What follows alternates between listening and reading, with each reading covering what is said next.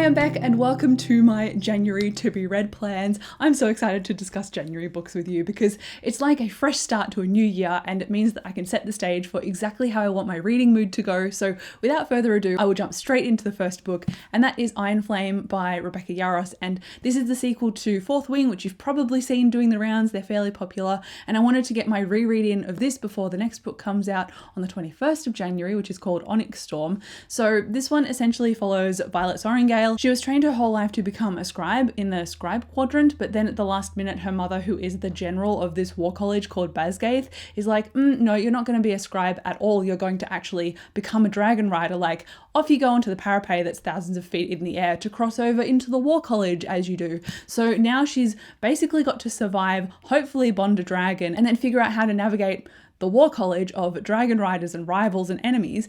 And, you know, obviously things eventuate to the point that she's alive, because that's book one, and this is book two, which I can't say too much about, obviously, because spoilers, but I'm really liking my reread so far. It's very fun, it's very fast paced, it's really easy to understand, and I'm enjoying the world building as well the second time around. The first time around it was a little bit more loose, and I found it harder to grasp exactly what was being built, but the second time around it's got a bit more clarity for me, which I'm quite enjoying. So I'm looking forward to maybe starting Iron Flame as my first book of 2025, but I also am aware that it's like 600 plus pages, and that is a long book to start the year on. My plan is to start this in the last couple of days of 2024 because I don't really care about a few days crossover, especially if it will give me a bit of a leg up into finishing this early in 2025. So we'll see what happens and how my reading plans fall. I do what I'm currently reading videos, which are like reading check-ins every week or so. So I'll link my playlist of that down below, but I mentioned that I really wanted to start this at the end of the year, and I don't know if that happened because I'm pre-filming this video, so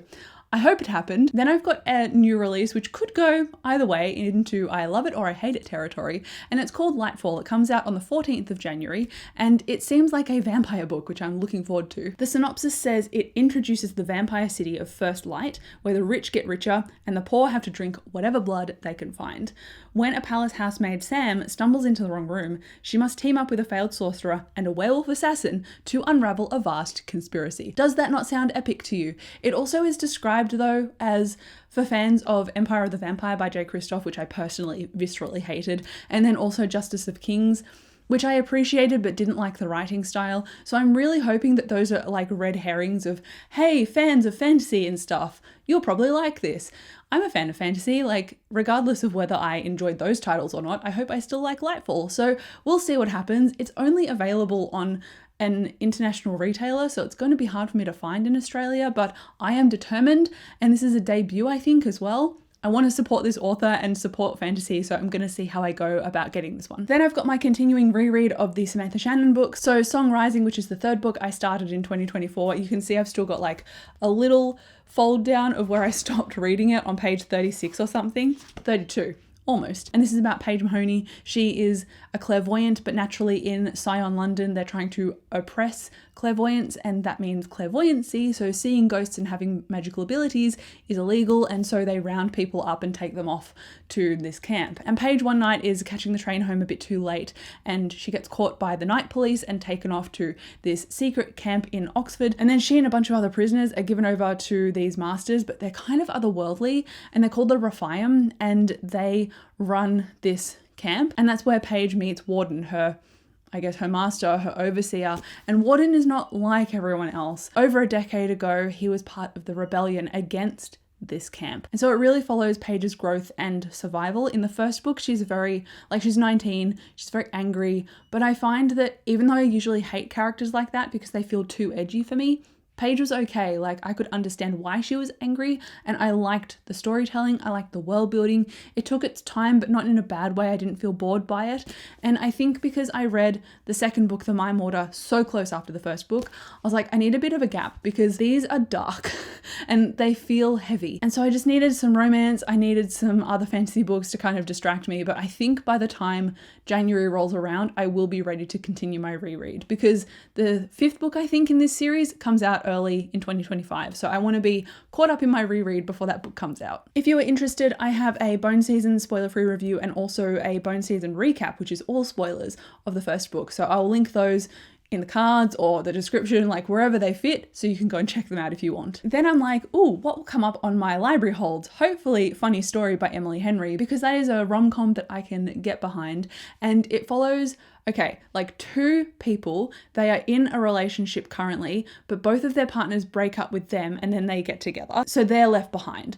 And they're like, well, now we're single, we need a roommate, like I can't pay for my apartment on my own in Chicago. So these two get together. So this couple got together and then the exes get together. And that's why it's called Funny Story, because it's an unbelievable situation. So I think it just follows these two characters getting to terms with living together. And I think the main female character is very like uncompromising and very independent, and the male character is like that sunshiny, everything will be happy-go-lucky and everything will be fine kind of character. So I'm looking forward to that grumpy sunshine element coming through the story as well. I've read Beach Read by Emily Henry and I've really enjoyed that, so I'm looking forward to reading her other stuff and seeing if I feel the same about it. Then I've got another kind of, I guess, rom-com-y book, and it's called The Pumpkin Spice Cafe, which has been going around on Book Talk lately. Thankfully I've got it as an audiobook from my library though, so if I don't like it I can just return it easily and not have to spend money on it. I believe this one follows Jeannie, and she is working in like a big city, but then her aunt gifts her this coffee shop in a small town, so she moves back home to the small town so she can run this coffee shop. And then one of the customers is named Logan, and he's like that grumpy, keeps to himself kind of guy, but I think Jeannie's like happy-go-lucky attitude eventually wears him down with kindness, and then they start to form a romance. That is all I know about it, and the fact that it has been recommended so hard on TikTok makes me really nervous, because I generally don't tend to vibe with books that get popular that way. So I'm hoping that this doesn't flop, but I'm also expecting not to love it, if that makes any sense. I just want to try it out and see if it's a hit or a miss, basically. Another one that I would like to try out is A Fate Inked in Blood, and this is a romantasy book that has also been on a couple of lists lately, and it's been on my library holds for a couple of months now, so I'm hoping that it comes up in January in time for me to read it. The little bit of synopsis that I have for it says, a shield maiden blessed by the gods battles to unite a nation under the power-hungry king, while also fighting her growing desire for his fiery son in this Norse-inspired fantasy romance. I like fantasy, I like romance, I like mythology, especially Greek or Norse or Egyptian, so I think this has the potential for me to like it. It really depends on the maturity of the main characters and the style of writing to whether I'll like it or not, so I'm willing to give this one a go. Again, like Pumpkin Spice Cafe, this is a library hold, so if I don't like it, I can just be angry and return it, and it won't be any money out of my wallet. Next on my list was Onyx Storm by Rebecca Yarros, which is the third book in the Fourth Wing Iron Flame series, and I talked about it a little bit earlier, but it comes out on the 21st of January, so I have a little bit of time to reread Iron Flame before that comes out, but I'm hoping that I finish Iron Flame super duper early. Now, this next author, Seanan McGuire, releases a book every single year, and I've been reluctant about including this on my to be read pile, only because the previous book, which I can't quite remember, I know it has a dinosaur on the cover, it didn't quite do it for me, and I was pretty disappointed by it. I've got a separate spoiler-free review, so if you want to check it out, I'll link it for you as well, but I was really just hoping that it wouldn't feel as scattered as it did, and that's why I want to potentially try A Drifting Currents Clean and Clear, and that one comes out I think on the 10th of January, but again, because I've put it on hold at my library instead of spending an Audible credit, I didn't want to spend money on it this time.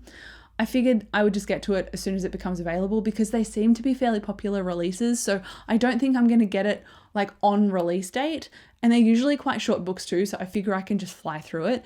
But if I don't like this book, then I'm not continuing the series. Like, I'm drawing a hard line after this book.